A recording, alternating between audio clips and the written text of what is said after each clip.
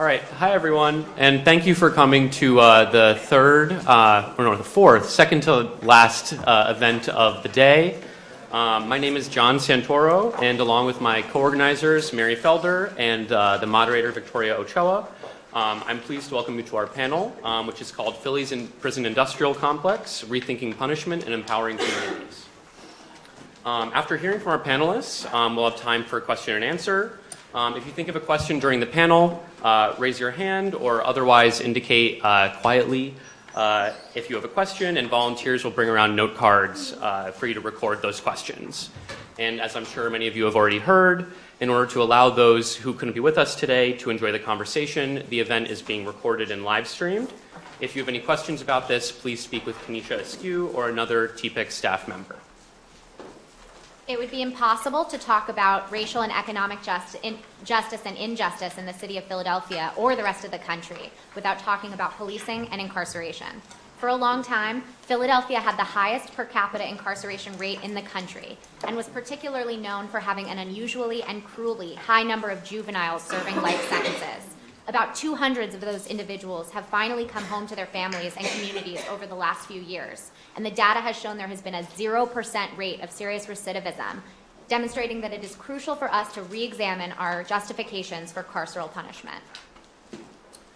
And a lot has already changed in Philly over the past few years.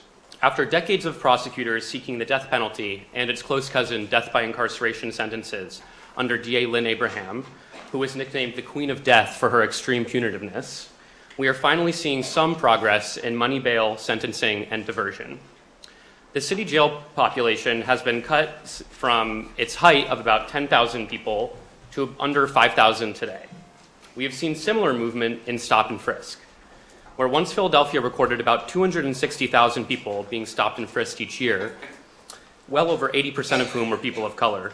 A consent decree in 2011 forced the city to take action, and last year there were only around 80,000 stops. However, these changes might most clearly illustrate the limits of what reformism can do in a system that is so fundamentally and severely oppressive. Although the numbers have come down, the exact same racial disparities persist, and many of the most impacted Philadelphians believe that there will be no real justice until those figures reach zero. Although national news focuses primarily on a few actors, including District Attorney Larry Krasner, as drivers of these changes, organizers and lawyers have been working on the ground against these issues for a long time.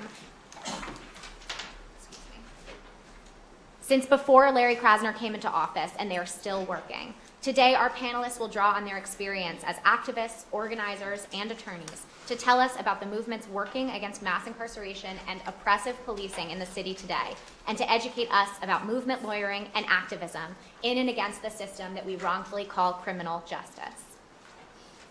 And our first panelist today is Mr. Robert Saleem Holbrook. He's a powerhouse community organizer in Philadelphia and the founder of the Human Rights Coalition, which is an organization of incarcerated activists and their family members that advocates for the civil and human rights of incarcerated people. Mr. Holbrook currently serves as the Director of Community Organizing for the Abolitionist Law Center, and he also sits on the advisory boards for Amistad Law Project and the Youth Arts and Empowerment Project. He's a member of One Hood, a movement of socially conscious hip-hop artists and community activists, for which he started a chapter called One Hood United to help mentor youth in Pennsylvania's state prisons. He has a degree in paralegal studies and has written extensively on abolitionism, prison abuse, social injustice, and juveniles charged and sentenced as adults. Mr. Holbrook served almost 3 decades in the Pennsylvania state prison system after being sentenced to death by incarceration as a child, until he returned to his community in 2018 with a hard-fought commutation.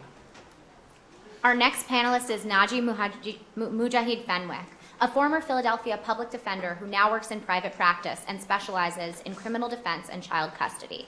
Naji's background as an activist journalist, focusing on issues of racism and injustice related to crime and punishment, as well as his own arrests and experienced time spent in jail, influenced him to obtain his JD from the University of District Columbia David A. Clark School of Law. In law school, he was president of his school's National Lawyers Guild chapter and vice president of the Muslim Students Association. While there, he clerked for several public defenders' offices, represented clients in immigration court, and worked with community organizations as a student attorney in the Community Development Clinic. Naji has been a member of the Jericho Amnesty Movement for 13 years, and his advocacy for political prisoners led to him founding the Black August Planning Organization in 2007. And Sundrop Carter is an organizer and attorney, currently serving as the executive director of the Pennsylvania Immigration and Citizenship Coalition. She's an active member of the Shut Down Berks campaign, which is working to shut down the Berks County Family Detention Center. Sundrop's extensive social justice background has included managing a small business promoting the use of renewable energy in rural Arizona, organizing in low-income neighborhoods in Philadelphia and Allentown with Acorn, and working with organizations and activist projects supporting immigrant workers fighting for justice at their workplaces. Sundrop received her JD from Brooklyn Law School with the goal of bringing much-needed legal tools to her organizing practices. With that, we wanted to thank you all again for coming, and I'm going to turn it over to Victoria Ochoa, who's a 2L here at Penn and the moderator for this panel.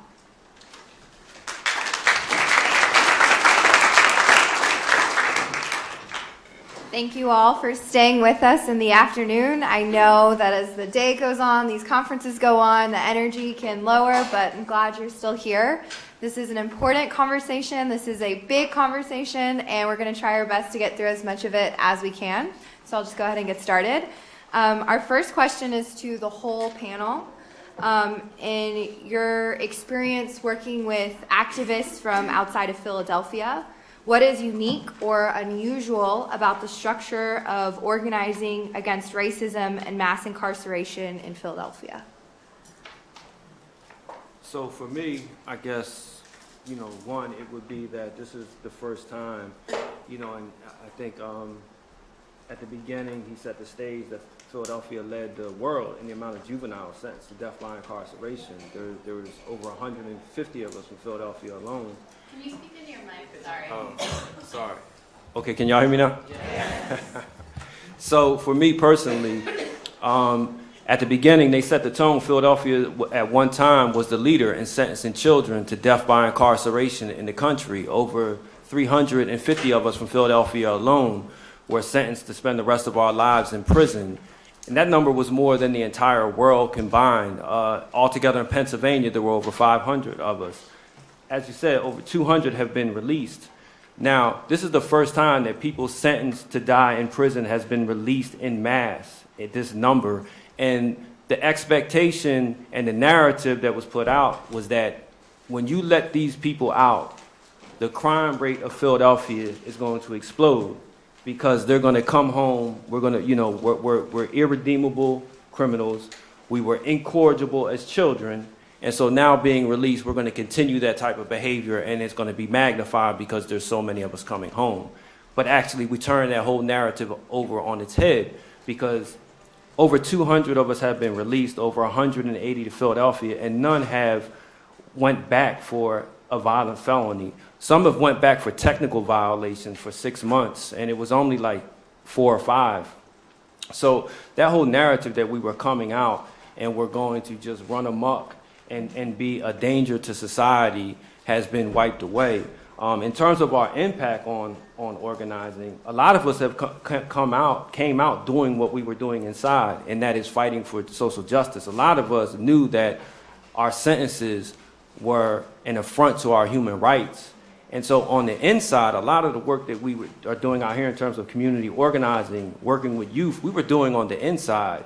So I think that's a major impact because it opened up a larger discussion that, if these guys could come out, if these men and women could come out, then there's over 6,000, close to 6,000 other people in Pennsylvania sentenced to death by incarceration, life without parole.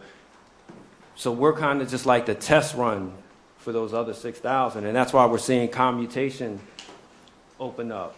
Krasner's election was very influential in that. I mean, you got to look at where the district attorney's office in Philadelphia is today from where it was. When I was coming up, Lynn Abraham was the district attorney. She prided herself on being America's deadliest DA. She took it as an honor that she sent more people to death row than any other DA in the country. When they brought up the number of juveniles sentenced to life without parole, I remember her exact words. She was like, they're little assassins and murderers. Why should we care about them? Another legislator said, these aren't kids from Nebraska and Omaha we're talking about, which means, you know, who are we talking about in Nebraska and Omaha? You know, like, you know, he's letting you know that these are black, brown kids who are like super predators, so they're like a different stock.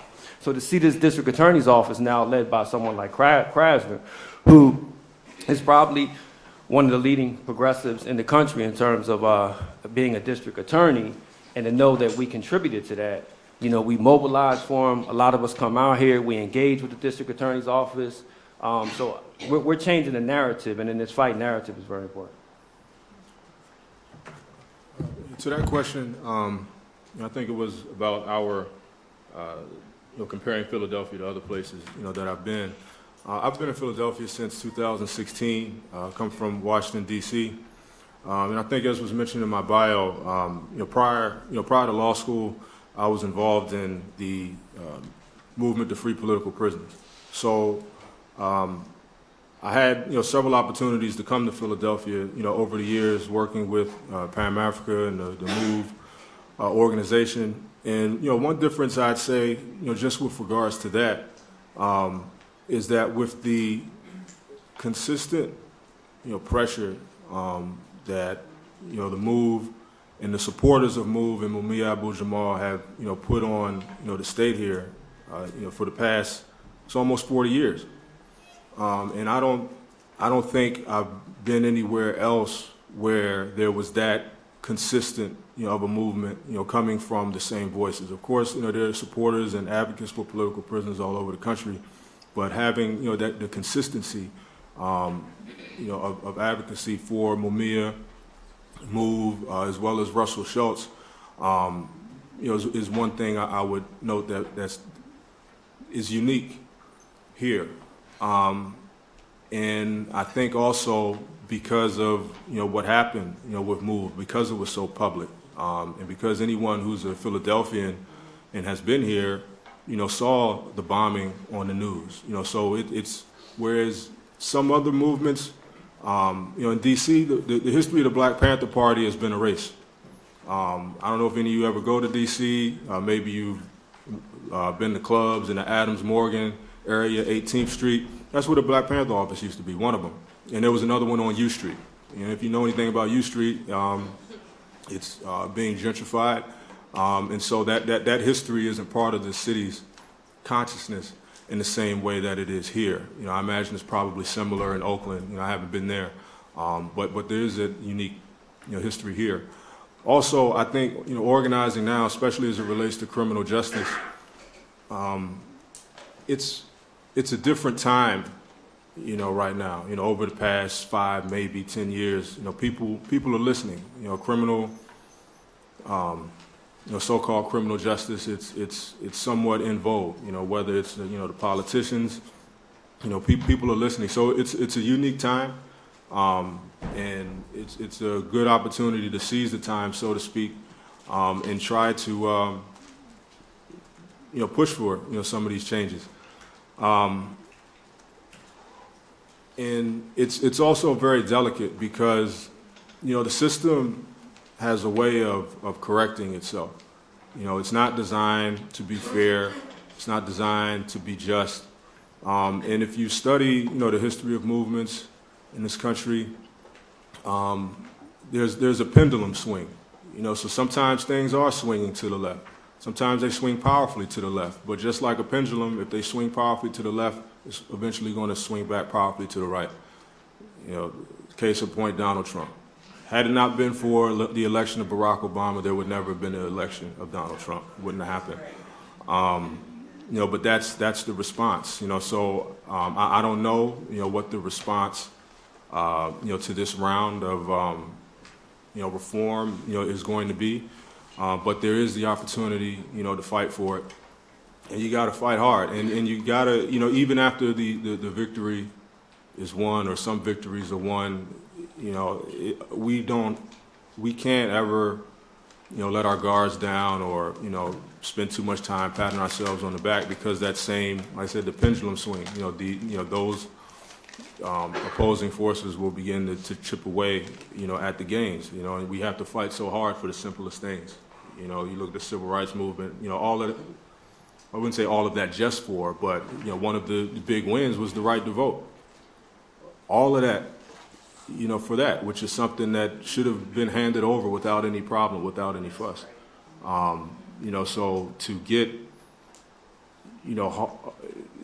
it's hard enough to get what any,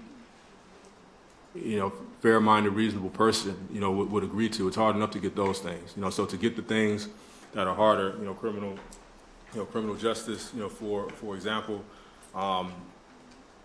it's somewhat easy to discuss the low-hanging fruit of nonviolent offenses and stuff like that. But then when you start talking about, violent offenses, the convicted murderers, the convicted rapists and stuff like that, or the accused murderers, the accused rapists, and whatever the case may be, people don't want to have that discussion. But the type of fairness, that we would advocate for, for the low level is the same type of fairness we would advocate for the high level. I think, often people get, up in arms about the way police, when they're involved in shootings, for example, are, somewhat, insulated, from what we typically see, amongst ourselves and with the, a regular person. But when I look at it, I see how the system should be working for everybody. Having that real presumption of innocence, trying to protect people's, livelihood, and really trying to, if you're going to convict somebody and send them away to prison, you're going to have to work hard for it, and it's not going to come easy because, it's a person's liberty we're talking about, and that's not supposed to be something that's so easily, taken away. So again, this is a unique time, and I'm glad you all are here, and I'm glad to be here with you. I think when it comes to the immigrant rights context, one of the things that I've seen that makes Philadelphia a little bit different is, so for example, in 2014, a group of organizations came together in Philadelphia to pass, at the time, the most progressive policy limiting how local police departments collaborated with ICE, which is the Federal Immigration Enforcement Agency. And one of the things that made that coalition different is we established very early on kind of a hard line that we weren't going to sell any communities out based upon interaction with the criminal justice system. And I think a lot of that has to do with being grounded in the history of Philadelphia that Saleem and Naji have brought up of Philadelphia has been, ground zero for a lot of really terrible stuff on the criminal justice front, but also a lot of some of the most badass organizing when it comes to resisting police brutality and the negative pieces of our criminal justice system.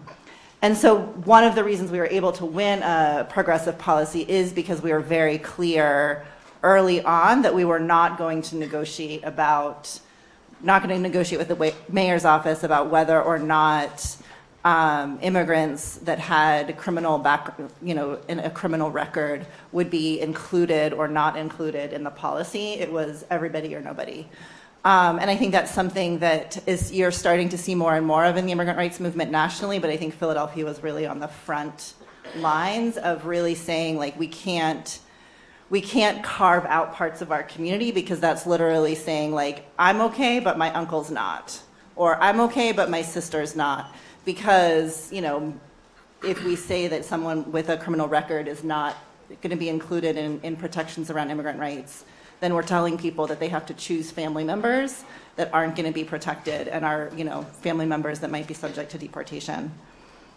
And then the other thing, obviously, for the Shut Down Burks campaign that makes Philadelphia unique is Pennsylvania has one of 3 family detention centers in the country and is the only one that is publicly owned.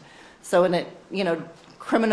just like criminal detention, immigrant detention, there are both privately owned and publicly owned immigrant detention centers. The 2 family immigrant detention centers in Texas are both privately owned corporate enterprises.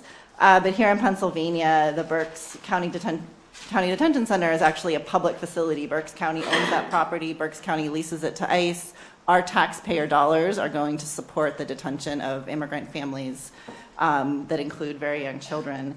And so I think here in Philadelphia and Pennsylvania, we have a very unique opportunity to really talk about our values as a state of, you know, it's easy to look at this current president and say everything is terrible, but in our backyard, we have a criminal, you know, an immigrant detention center that is jailing children that are, you know, I'm going to say, I'm not entirely sure that we should ever jail people, period, but if we are going to go through the logic of incarcerating people is okay if they've gone through the criminal justice system, if we're going to take that as a premise, family immigrant detention doesn't even follow that logic, because none of these folks have been, you know, adjudicated.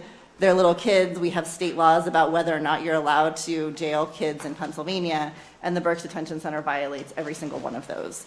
So even assuming you agree with our carceral system, immigrant family detention doesn't even follow that logic. So we do have, I think, here in Pennsylvania, an opportunity to talk about, like, what are our values about how we treat people, and use shutting down this immigrant detention center as a way to highlight how our overall immigration system is faulty from the top, bottom up. Thank you. My next question is for Saleem. So you work on abolition, and as we've mentioned earlier, this is a topic that everyone's talking about. So I'm curious to know, when you introduce abolition as a concept to people who haven't encountered it before, how do you describe it, and how do you conceive of it? Yeah, it's a challenge, right? Because when you talk about abolition, prison abolition, police abolition, people automatically like go to the Mad Max scenario, and are like, "Oh my God, what are you talking about? Like, what are you going to release everyone? Is, you know, society is going to crumble?" And it's really frustrating, because when you talk about prisons, in the drop of human history, prisons are a recent phenomenon. They came about primarily in Western Europe. Most indigenous societies have no term for prison. It was a result of industrialization and capitalism. So for me, when I talk about prison abolition, it's funny because a friend of mine said, you know, we're in the business of science fiction, because we have to engage people's imagination and challenge them to see a world that we aspire to, that we want to live in. So as a prison abolitionist, I understand that tomorrow all the prisons are not going to disappear. But I'm fighting for a world that I won't see, and maybe my children won't see, where we don't need prisons, right? So that's where using your imagination and science fiction comes into play. Now, in terms of on a practical level of every day, we see examples of prison abolitionists all around us when it comes to restorative justice, when it comes to transformative justice. For me, the Department of Corrections didn't correct me. You know what I mean? They didn't do anything for me but house me. You know, and any programs they had on the inside, we just call it jumping through the hoops, like a caged tiger has to jump through hoops at a circus, because those programs are primarily for the prison to comfort the general public and politicians and say, we're giving them a GED program, we're giving them this and that. But in terms of practical application, I would say 90% of that is a waste of time. So we understand that we have to jump through these hoops. So for me, I had to come to abolition from that standpoint. Now, when I was younger, when I first was introduced to it, no police, no prisons, yeah, it was just like, yeah, you're damn right, I'm an abolitionist, right? Now, when I started reading, though, historically, that our societies existed without police. Modern police in America were the original slave catchers. You know, that's what police came from. The ideal that we can't have communities that I don't even want to use the term self-police, that protect themselves. Like in the South, African American communities were outside of society. We had restorative justice courts. We had community courts that we had to use, because the only time we were brought into court was to either lynch us, to have us as indentured servants for private businesses in the South. So we had communities that had their own ways of dealing with issues, from theft to homicide, right? It wasn't perfect, okay? But there were examples where the community got together and said, look, how are we going to resolve this? You caused harm to my family. The church was very instrumental in that. I mean, it's unfortunate the church is absent today, but the church was very instrumental in that. So when we look into our history, when we go back into it, there are so many examples for us to use. Police historically, and today police don't really police our communities. It's more about containment, and it's more about locking people up. That's what it's about. It's not to serve and protect. It's pretty much to contain, and coming home to Philadelphia after 27 years gone, to see the change in the city, like my old neighborhood was one of the historic black-brown neighborhoods in North Philadelphia between Spring Garden and Fairmount. It's completely gone. Like, literally, there might be 7 people from our neighborhood down there. It was completely gentrified out. It moved across to Francisville, West Philly, Southwest Philly. We're seeing all this all over the city.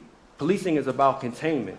And it's about, if you venture outside of these areas with that behavior, that, whatever reason you have to engage in it for, whether it's cultural, and when I say culture, I mean the culture of the streets that I myself, when I was younger, adapted, because that wasn't the culture that I was raised in my household. It wasn't the culture of our community. It was an inverted culture, whether it's through poverty, whether it's through discrimination, whatever. If you venture outside of those contained areas that we have contained, you're going to be arrested. We're going to ensure that you get the maximum sentence. And coincidentally, if you commit it in your own territory, there's going to be consequences too. So you lose regardless of where it's at. But when we talk about these issues, I have to explain to people, there are numerous examples of this, of abolition, of us existing without prisons, of us existing without police. It's just that we have almost become dependent on a state that oppresses us. And for me, that's what I look at it as. I don't give this state any legitimacy. If I'm harmed, I don't want to call it, because I know it's just going to bring more harm. And if you look at my case, did it bring justice to my community? No. Did it bring justice to the victim?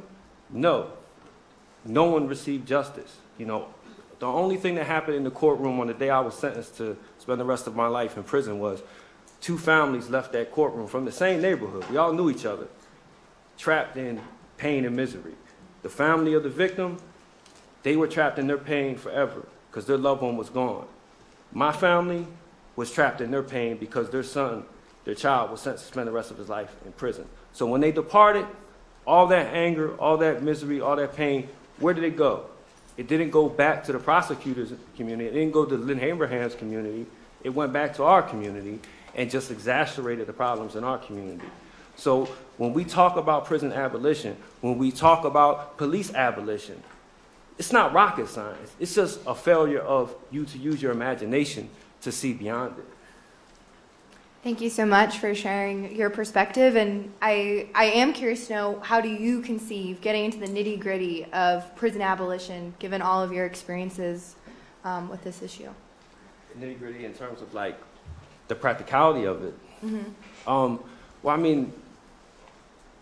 When you talk about nitty-gritty, so, you have to just be a little bit, I'm having trouble processing that when you say nitty-gritty. Sorry.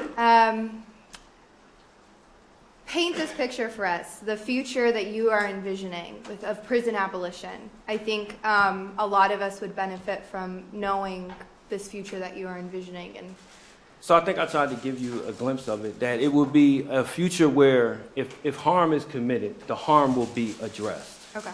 That is inflicted upon the victim, the community, and the offender, right? It wouldn't be strictly about punishment and retribution, because like I tell people all the time, if you want to see retribution, just the streets of Philadelphia play out retribution every night. Every neighborhood in the United States, the streets handle retribution. So we know that. Our communities understand retribution. Our communities need healing, and that's what the abolitionist future would look like. And look, I'm not painting no flowery, rosary future or something like that, because for me, I've been fighting all my life. That's what I know, right? I know what I'm fighting for, and like I said, I'm not going to get there. I'm content with that, right? I know that it will be much better than this, like, cause this ain't working, and it's not working because it's broke, right? It's not working because it wasn't designed to work. It's working exactly how it's supposed to work. So for me, the future will be much better than this, and all we have to do again is to use our imaginations and look to how we address harm, how we bring people back into community. So, you know, I hope that just gives you a broader picture. If you want like a practicality of a model of what that would look like, I'm not the one that's going to draw that model up. I'm the one that's going to fight to get us to that model, and I'm content with that. You know, I tell people all the time, after 27 years in prison, I still have a lot that I have to work on, because you can't go through 27 years. You can't even go through any amount of time in prison. 10 years in solitary confinement that I have to deal with personally. You probably don't want me judging you, right? I'm serious about that, right? But I can admit that, right? I can admit that you don't want me judging you, and I don't want you judged by the state. You know, I want people judged by people who have, you know, a deeper commitment, and who were raised in an environment that they're not impacted and traumatized by harm, whether it's being harmed or harming others, or like as it is with all of us, it weaves. You know, you're harmed, you harm others. So, you know, I hope that gives you an idea, because I actually did not have the model in my back pocket for what. Which was a lot to ask. Yeah, and I know. Really, you gonna drop that one on me? Can I add to that? We're not. Can I add to that?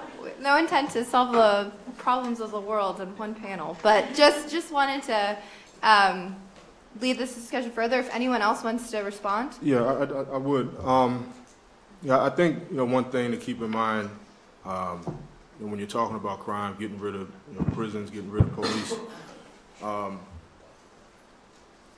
He said it's not rocket science, but, you know, I think there is a science to it, and the science is simple. You know, if you have if you plug human beings into an equation, you plug resources into an equation, human beings are going to fight over resources if there aren't enough to go around. Doesn't matter if it's countries going to war over resources. It doesn't matter if it's in your own home, you know, where a resource might be love and attention. If you have a child in the home who's not getting love and attention, he or she is going to do things to try to get that. If you have people on the street who don't have access to things, if resources aren't shared, you're going to have, you know, issues of what the people who have the power to distribute resources, they're going to call that crime now. You know, but one way to drastically reduce crime, and this is a lot easier said than done. I think maybe it's not that easy. I mean, maybe it's not that hard. Maybe it's just hard to envision because we're used to seeing what we're seeing. But this country has a lot of money. I think Donald Trump was bragging about how much money we spend on the military. You know, just the other day, you know, last month when they wanted to, you know, fight with Iran. So there's money, you know, to go around to make our communities better and less desperate. You know, but to whatever extent that isn't prioritized or made to be important, you know, what ends up happening is what we see and what's defined as crime, and that kind of becomes a scapegoat.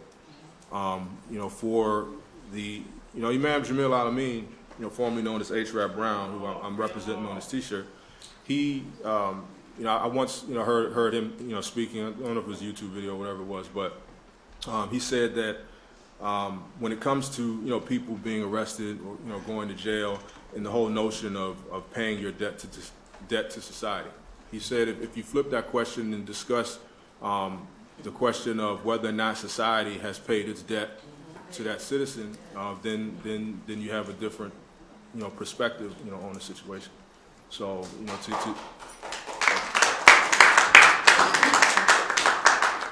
so, you know, that's one way, you know, I think, you know, addressing that issue and looking at the role that the, you know, that the government has to play. and what it prioritizes, is one way to get to, a world where, police are less necessary, prisons are less necessary, and eventually, perhaps, no longer needed. Thank you. My next question is for Sundrop, and you've already alluded to this about how currently our immigration system and the criminal justice system can intersect or have similarities, and I was just wondering if you could speak more to those similarities, particularly around detention, and how you see that relates to criminal incarceration. Well, I think, I'm going to forget which one of you said it, but one of you earlier said policing is about control and containment. And I think that's how immigrant detention is really just an outgrowth of how our country has conceptualized who gets to be a full human being, who gets to be a full member of society, and who gets pushed out.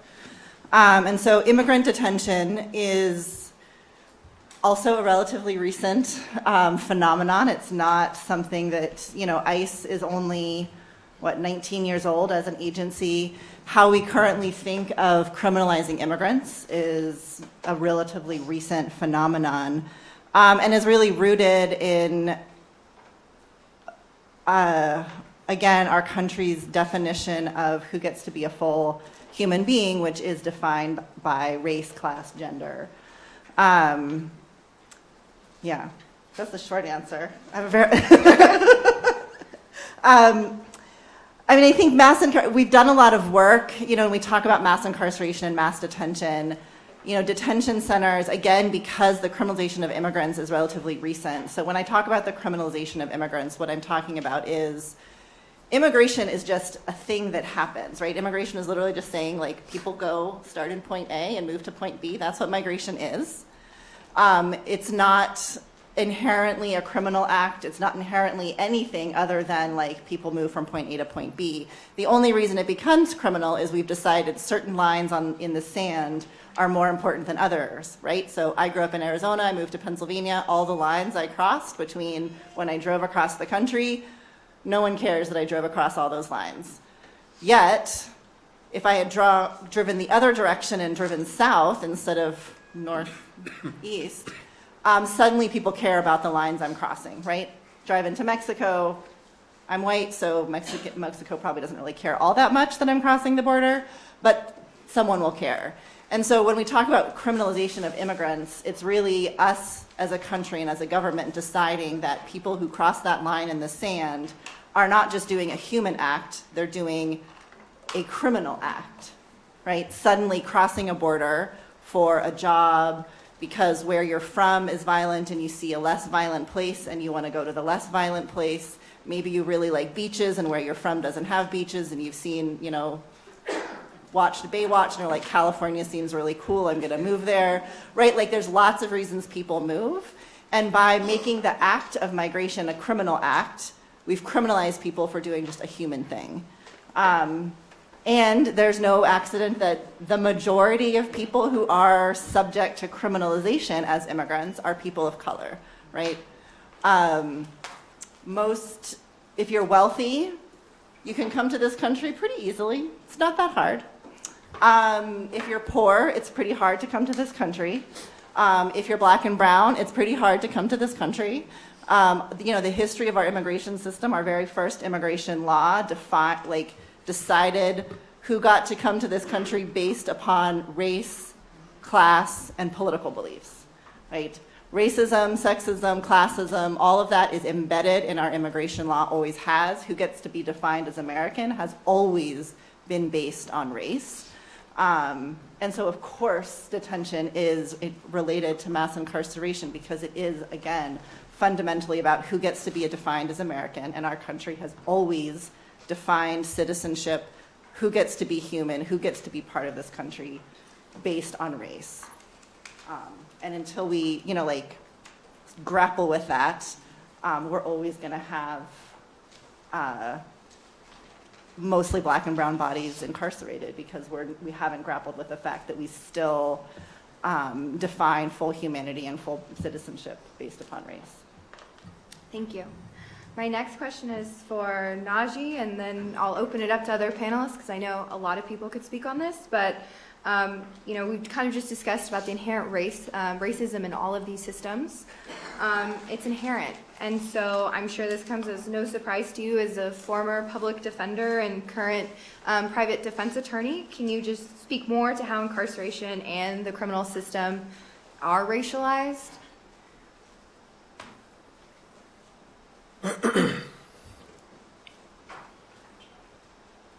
You said how it is?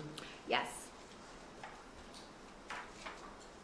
Well, it starts with, who's getting arrested.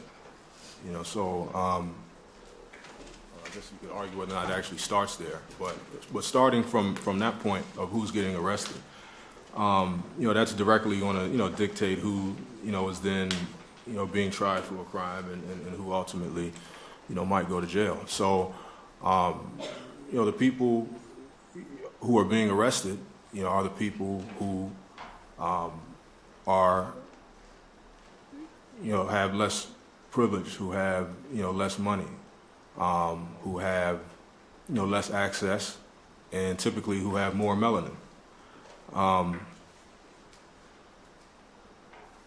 This isn't a new, phenomenon. This country, has a history that it prefers, not to address. That history, being slavery. And, everything, this country is an outgrowth of that, origin story. Black people were not brought here to share in the resources, to share in the equality, to share in the system. They were brought here, to serve a particular purpose, and to whatever extent that purpose isn't served, that entity, those people, then become a nuisance unless they can be repurposed in some other way. And the repurposing that we've seen, over the course of the decades and the few centuries, has been, moving that same population into a, new form of slavery, a new way to be a, commodity of some kind. And I mentioned earlier that we're in a, kind of a different time where criminal justice is, something that people are talking about. But it's not because of the American culture turning over some new leaf any more than slavery was. It's that the prisons, the police, and everything that goes along with the system, it's a waste of money. It's expensive. And the one thing that, I think this country values more, or most, is money. The reason why, segregation happened, or ended was because, white America didn't want to pay for its segregation. You can have separate and equal. Like, you don't have to have black kids going to white schools in order to have an equal system. You can have a totally racially segregated society as long as both sides of the street have the same stuff. But they didn't want to pay for our books or our computers or whatever. So they said, all right, fine. You just come to our school and, we'll deal with it. And as soon as we get an opportunity, we'll move somewhere else and you can have this school and watch what happens. So, so that's the kind of the undercurrent, that to me, moves, through all these things. And so of course that's what we've got to look out for, because if they're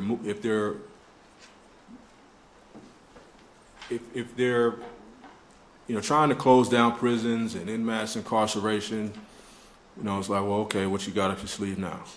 What's the repurpose going to be now? How are you going to commodify us now? I know the answer to that question. There are other cultural commentators who could probably speak to that better than I do, better than I can.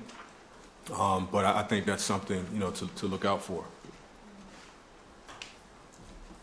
And I think just to touch on something he said about Jamil Al-Amin, formerly known as Rat Brown, once said, "America only loosens its grip to get a firmer grasp." And that's something I think about when we talk about ending mass incarceration, when we talked about ending slavery, when we talk about ending segregation, right? It's like you're loosening only to get a better grip on us. And I think the question is now is what is that grip and what is the purpose? When you talked about earlier about when black people were brought to this country, it was for labor, right? Slavery didn't end because of any moral reason. It ended because that mode of production ran out and the country started to industrialize. That's what the Civil War was about. The South was just part of the past. As soon as the North had the opportunity, went down there and industrialized the South. Then they enslaved us through the convict leasing system, where it was like, you're going to start working these fields, these mines, to extract these resources for industrialization. But then industrialization in the 60s went out, right? We're living in an automated society. Our society now is a service-based society. So what is the purpose of labor now? And the question that we're seeing in this country now is, what is the purpose of black and brown people in this country, right? If the labor market is changing and pushing us out, we have a president who is honestly saying, like, I really don't give two shits about you. And I don't need to give, two shits about you, excuse my language. So I think in this country, we're definitely in that turning point where, like, we need to really be looking at, and I'm not talking about what white people are thinking, like, because I really don't care about that. I have to look at how are we going to respond to this, right? Because, there's a moment here where it's almost like an existential threat to us in this country that I think, and this ties into mass incarceration and all forms of incarceration, whether it's economic, prison. For me, I think that we're at that point where the ruling elite, and whatever you call it in this country, realizes that, we don't need black and brown people in this country, and let them fend for themselves, and I think that's what our future looks like unless, we fight back and are prepared for it. It's a good segue into my next question about how you think organizers and activists are responding to this inherent racism, in this time, historically, and how you think people will respond in the future.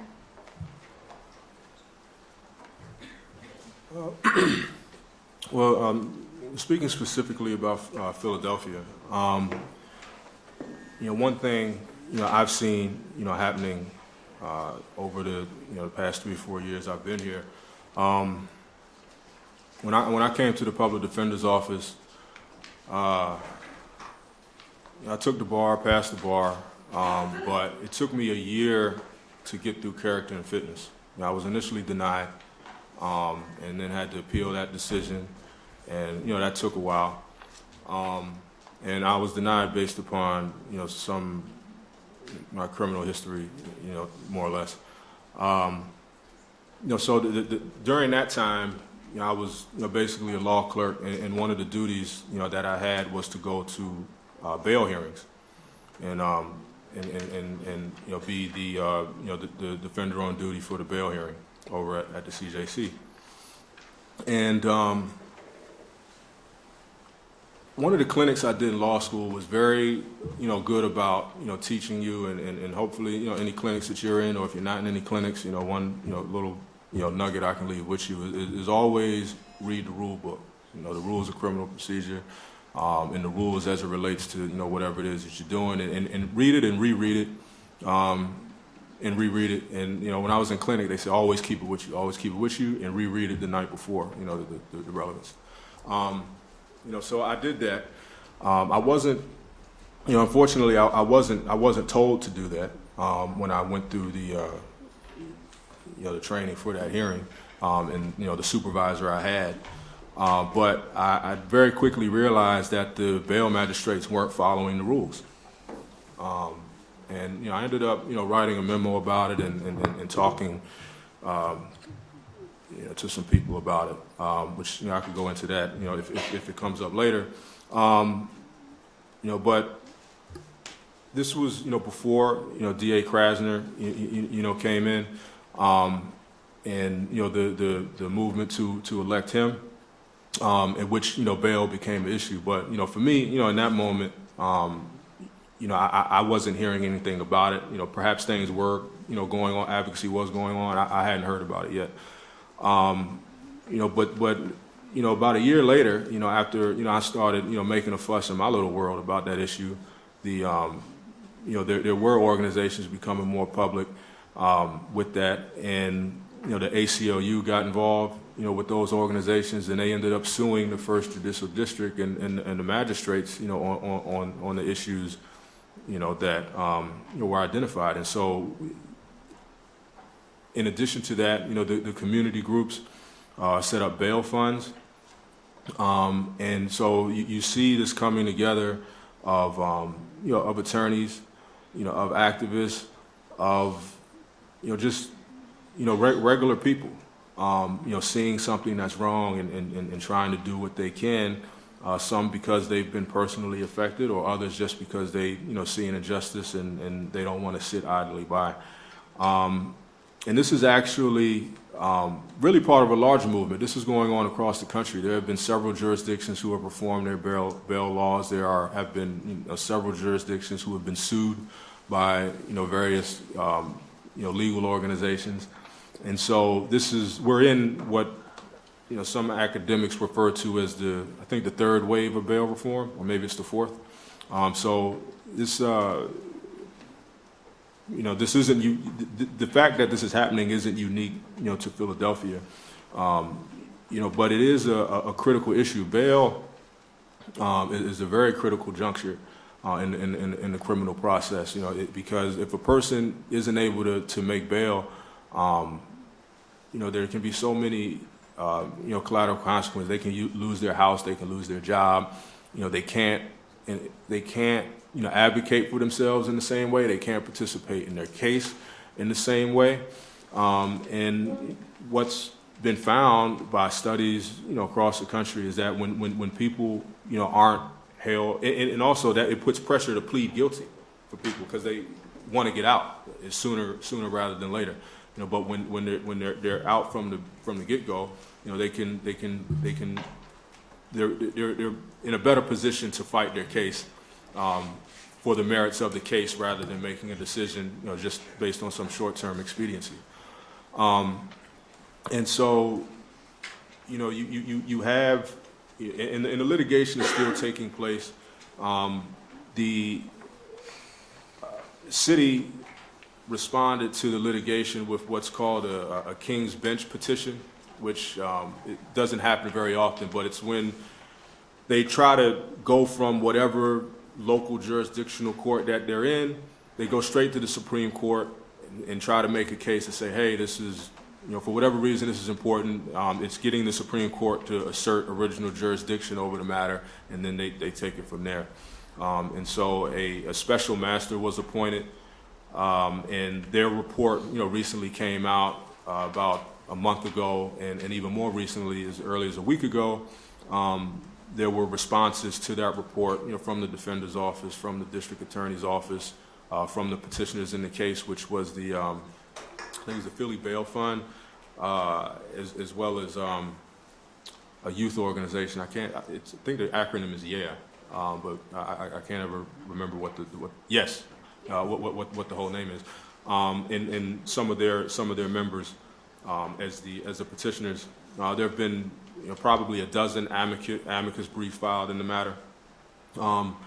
So there's the legal process on one side, but no matter what happens with that, bail isn't going to be abolished. And in fact, they were pretty clear about that they weren't going to entertain any suggestions about abolishing bail, but they would entertain suggestions about reforming this to whatever extent was necessary, which isn't a large extent because the problem was they weren't following the rules. It wasn't that the rules were so bad and needed to be changed; they weren't following them.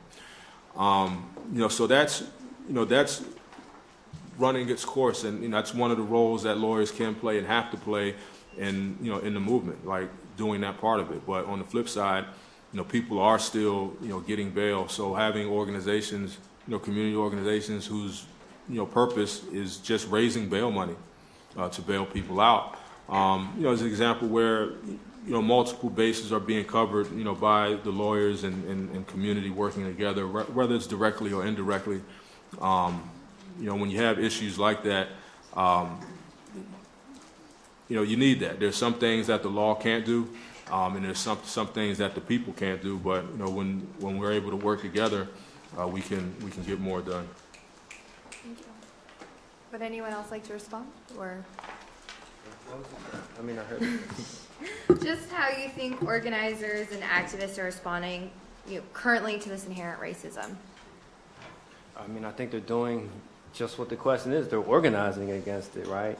And I think in Philadelphia in particular, we're just at a juncture where I think, you know, the election of Krasner created breathing space. I mean, when we talk about reform, for me, like I said, I don't view the system as able to be corrected, but I liken it to somebody strangling me, and I need to, you know, get some breathing space. And so Krasner, for me, was breathing space for organizers, right? It expanded our organizing field. It started to change the narrative. People started saying, like, okay, it's possible for us to have a different narrative, a different perspective, and contest for power and win. People who, like in today's, and I'm going to just take this to the national level, Krasner, again, I have a lot of criticism of Krasner, so I want to make that clear. Like, I'm not his cheerleader up here. But from going from the deadliest DA to Krasner, he opened up breathing room for us. If the left or progressives want to win, the lesson in Krasner was like, if you intend to run to the center, you're going to lose. Because there is no center in American politics. That's gone. It's like two wings of a house now. Anyone who runs to the center is going to fall in the basement, right? Because there's no center in American politics. And Krasner ran to the left. And what he did was he ran holding up a different vision. He didn't come and say, I'm the lesser of two evils. He came and said, I'm going to do something bold and different, right? He didn't try and appeal to that middle voter who, you know, the middle of the road is not a place where you want to be, who pretty much is the reason, you know, Trump is in office. He appealed to those of us who was like, we want something different. We want something bolder. And so for us as organizers, that's what we have to do. We have to be bold in what we're doing. Because if you try and run to that middle, if you try and reach that moderate, it ain't there. I'm sorry. It's not there no more. You know, and that's a lesson that the left and Democrats, if they don't learn that, they're not going to win again, period. I think over the last few years we've seen, I've been at PIC for 5 years, I think, ish. And so in that time working in this version of the immigrant rights movement, I think one shift that I've seen is that more and more organizations, especially at the national level, because I think this work has always happened at the local level, but we're seeing more and more shift in the national immigrant rights movement, really intentionally taking on the racist underpinnings of our immigration system, and also starting to have honest conversations about a lot of the anti-Black racism within the immigrant rights movement.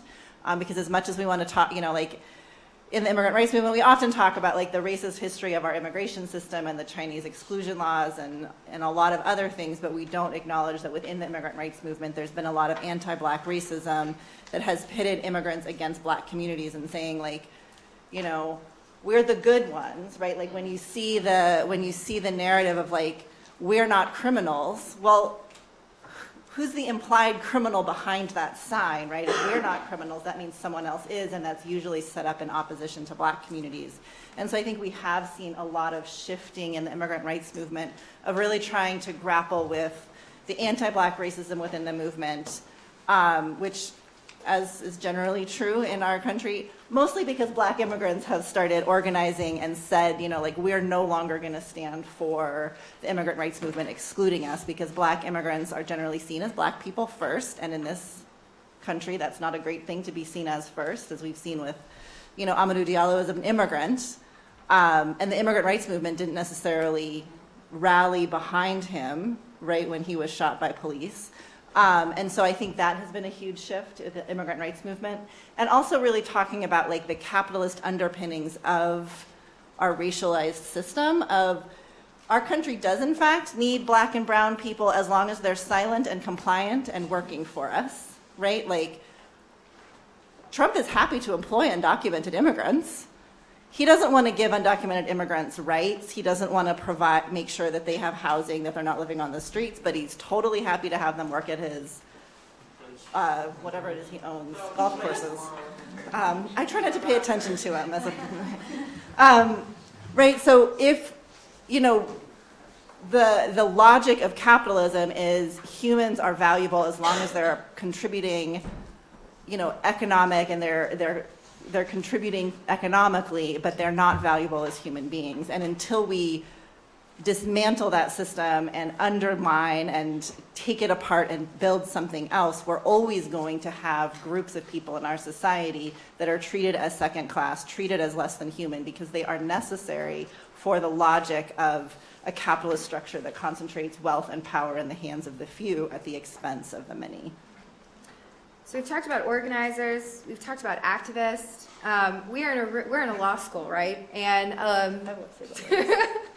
we are in a law school, and a lot of people come to law school motivated by a lot of the issues we've talked about, have the best of intentions, but the profession sometimes fails the efforts and issues we've talked about here. So I'm curious, and I'm sure other people in the room are too, what you believe the role of attorneys and the law more generally is in the abolitionist movement, in mass incarceration, and what Penn law can do to expand the abolitionist framework. So, being part of a abolitionist law firm, and like that's not just a catchy name for us. Like we believe in that. You know, it was started by inside-outside collaboration between prisoners on the inside and activists on the outside who went to law school. Those activists were part of what we like to call our movement family. They were part of the Human Rights Coalition to abolish death by incarceration. They were shocked at what they were seeing, and you know, they were motivated to go to law school. Initially, when they told me they were going to law school, I was kind of like, "What for?" But you know, but their answer was like, "Yo, you guys pretty much schooled us in law already. So for me, it's just going to be a cakewalk through." And they rolled through. The Abolitionist Law Center was started in Amnestat Law Project, and we take our names because we view mass incarceration as a new plantation. So what better legacy to attach ourselves to than abolitionists? And when I speak of abolitionists, I'm not speaking of John Brown, though I got a lot of respect for him. I think that we more aligned with Harriet Tubman and the Amnestat Law Project, you know, one of the most infamous enslaved mutiny on the seas, where enslaved Africans were like, look, we're going to take our freedom back. We're going to do it by any means necessary. And even if we don't know how to polish this ship, we're going to get this somewhere. We're going to get this home, right? So we felt as though we're going to attach ourselves to that legacy. For us, the law is a tool. I don't believe in American law. I don't believe in it, right? The Supreme Court, if you think that Supreme Court is the Supreme Court of the land, you'll be better off in a Roman Colosseum, in a gladiator pit, right? Where it's thumbs down or thumbs up, because that's often how the United States Supreme Court bases its rulings, the political currents, right? So I don't look at that as the supreme law of the land. I look at that as kind of the supreme hammer, the supreme tool. So for us, we engage in legal work because we have to, out of necessity. It's a tool for us in our arsenal that we have to use to free people, which is very important for us, right? We're abolitionists, so we want to bring people home. But it's also to push back on the system, because we feel as though, you know, you had, like I said, Jamil Alameen, that was a judo analogy that he used. So we feel as though we have to use this tool that's oppressing us to fight back. And the oppressed have been very good at that for as long as there's been that conflict between the oppressed and the oppressors. You know, whether you go back to the plantations, the dreaded weapon of the slave owners was the machete, that the slaves worked the field with. When it was time for an uprising, though, that machete was very quickly turned into a tool of liberation, right? So for us, we look at the law as that. It's something that abuses us, but it's something that we have to fight back with. So for us, when we approach law, we don't approach it from a standpoint that we believe that this is some sacred doctrine. When I look at whatever it's called, Lady Liberty, that it has no resonance with me, right? It's irrelevant to me. For me, the law is a tool for us to fight and free people and to push back and to fight back. So if you're in law school, I don't know if you're going into this believing in all that precedent and, if you're going to bore yourself reading Blackstone, what is the commentary, the most boringest joint that, that I've ever read. Feel free to do it. If you're naive and that you believe that, well, let me take that back. I'm not going to insult anyone here. I told myself I'm not going to insult people. If you want to do that, it's cool. But I'm going to tell you that, and I think Naji could speak better to this. When you get in that courtroom, there is it's a canyon between theory and practice, right? And that's what you're going to experience. And if you believed in that nonsense, then you're going to get disillusioned. But if you went into it knowing that this is a tool for liberation, you're not going to get a disillusion. And that's how we went into it, right? So it's impossible for the law to piss me off, to anger me, because I know that this is just a tool that I'm using to free people. So I hope that could be helpful for you when you enter that courtroom.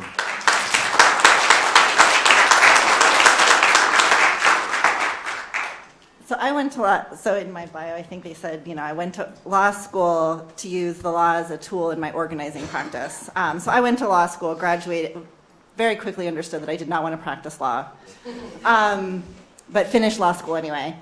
And I went to law school because the law defines the house we're currently living in, right? And the house we're currently living in is on fire, and it's a terrible house and needs to be torn down. And I went to law school because I wanted to understand how the house was built so I could figure out how to tear it down, so we could build something better, because our legal system is not ever going to create liberation and freedom and justice, right? Our legal system is inherently flawed, is based upon inequity, racism, sexism, like all the isms are embedded in our legal system. And so our current legal system will never create justice. There is no such thing as justice in our legal system. There's harm reduction. We can reduce the number of people who are actively being harmed, but we're not going to get to liberation or justice through our legal system. I agree, it's a tool. We need to use the law as a tool to reduce harm, to make sure that our people stay alive while we do the fight for liberation and to create the world we want. And so I think as law students, being really clear about that is important. I found law school to be I have 5 people I talk to from my law school because those were the other 5 people that, also were there because they understood that this was a tool and this was not about, we're going to achieve justice and we're going to use the law and be the saviors and do a bunch of awesome things. It was, no, we're going to use this as a tool to get somewhere. And I would go back further than slavery. Our property law is based upon a bunch of people coming to this continent, seeing a bunch of other people living on the continent and saying, you know what? I know you've been living here for a while, but this is our land now, and we're going to write down why it's our land, and then we're going to make you follow a bunch of rules that we brought to you and you didn't want in the first place, right? When I say injustice is embedded, I mean literally the first laws ever written were about excluding, displacing, killing, right? There is very little justice in our legal system, and I think as law students, that is a very difficult thing to go through. You're not going to get A's if you talk about that a lot. And because our legal education system is very much caught up in graduate in the top 1% so that you can go to the top whatever and you can go to this, that means that there is always pressure for you to toe the line, believe the status quo, think that the legal system is going to get you something that looks like liberation and justice. And if you question that, by and large, you are not rewarded for it. So I think the biggest thing that Penn can do is, like, we need to revamp our legal education system, honestly. Like,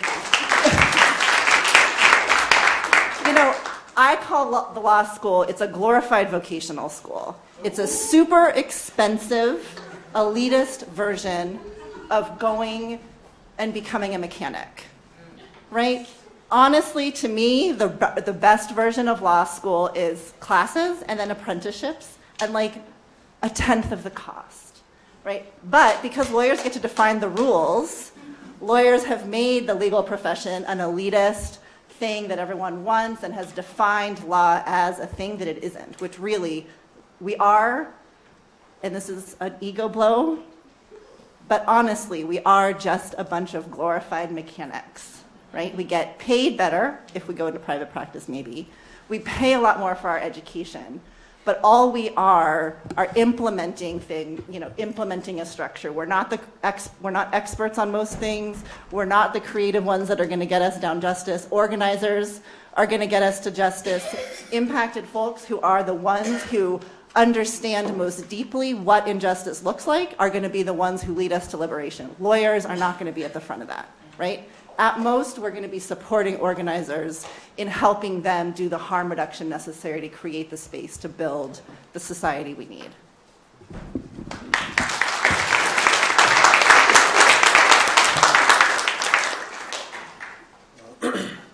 Well, I would very much echo, what both of the panelists said, more or less, down to using the law, as a tool, because otherwise it's going to be used against you. And part of my personal backstory, I had more than one reason for going to law school, but at the time it was cemented in my mind that I'm going to law school. I was in a police stop. Officer, ordered me out the car, and so I used to ride around a lot without a valid license, without valid tags, without real tags. So on this particular occasion, I had my paperwork straight, my license was straight, like everything was straight. So I got pulled over, and I don't know if I thought I was white or what, but I was like, okay, I'm good today. He come up to the car, starts, talking to me like how cops talk to you. And, but I'm like, what'd you pull me over for? I don't got to get out the car. What are you talking about? I got all my stuff right there. And I think I'm good, but I wasn't, So I was, ordered out the car, refused. Then he started threatening to hurt me.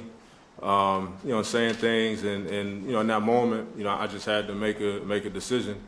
And I've been through it with cops before. You can't physically fight them. They'll beat you, they'll mace you, they'll jump you. So even or that. So it's not really a battle you can win, but in that moment, having to acquiesce. To that oppression, that injustice where, like I said, for me, in that particular moment, I was doing everything right. Oh, but I got pulled over because I had an air freshener in the window, and they said it was obstructing my vision. That was the law in D.C. They activists, organizers, attorneys, they've since changed that, so police can't pull you over for having a tree on your rear view mirror, but at the time they could, and they used that for pretext stops a lot. I got pulled over for having an air freshener. I want to say 2 or maybe 3 times, but I think I learned my lesson by after the second time, and I just, didn't use air freshener. But anyway, but in that moment, just the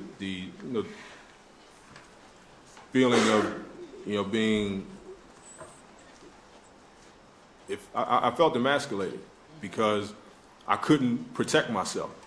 And so, again, using the analogy of, in that moment, I was like, they're not going to keep hitting me with that stick, so I'm gonna go to law school, and I'm gonna get my own stick, and, we'll see how it is, when we're on more of an equal playing field.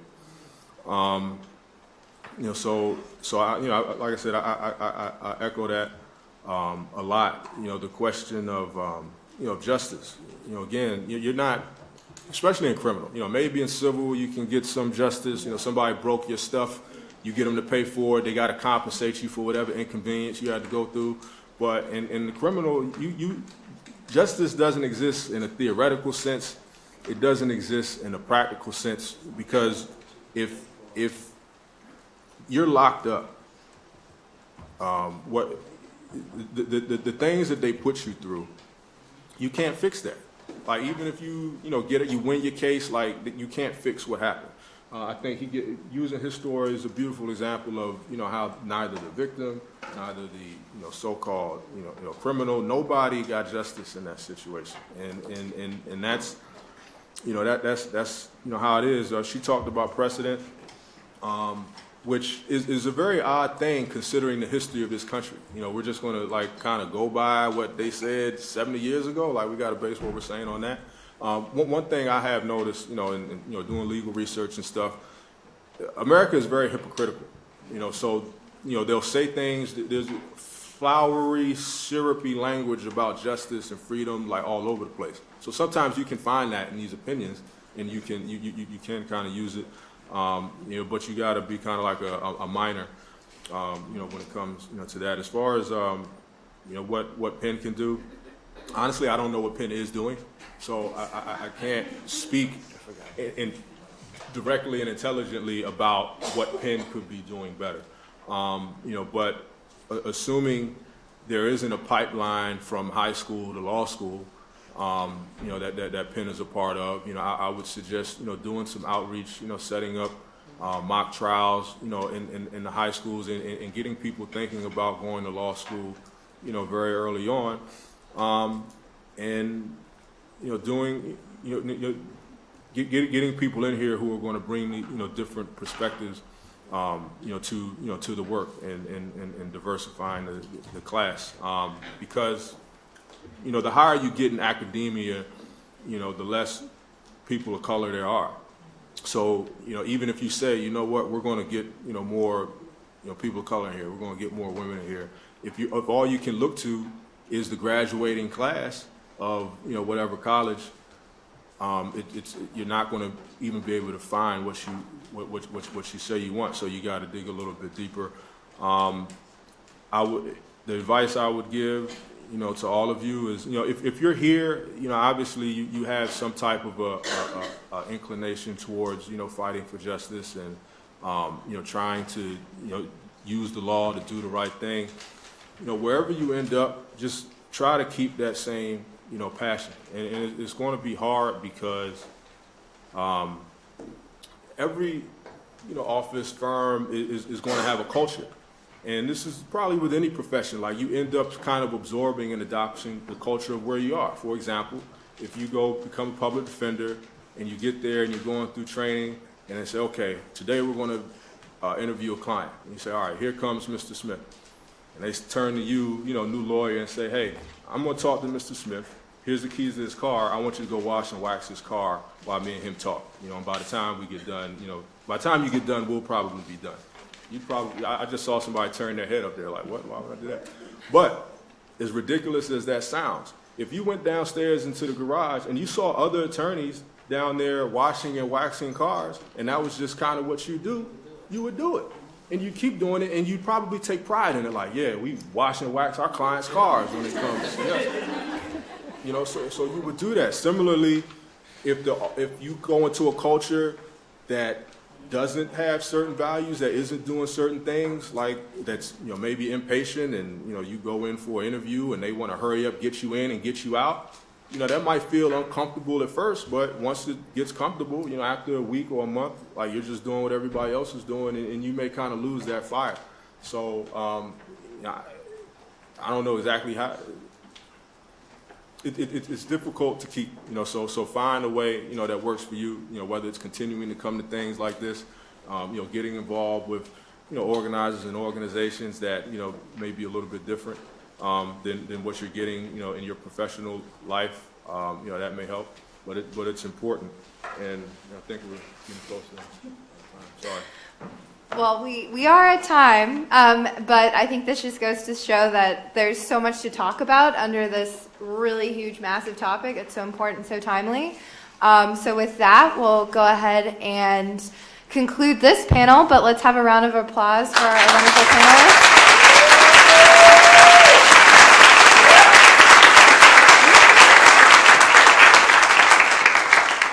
One thing I wanted to point out that I didn't get to is some of the great work that the Public Defender's Office is doing with this participatory defense model. I had a video, I wanted to show it, but we didn't get time. But if you Google Participatory Defense Philadelphia, you'll see the video. It's about 7 minutes long. It speaks with some of the attorneys, some of the activists who have been involved in that. But in brief, what it is setting up these different hubs around the city where community members, attorneys, activists can come together.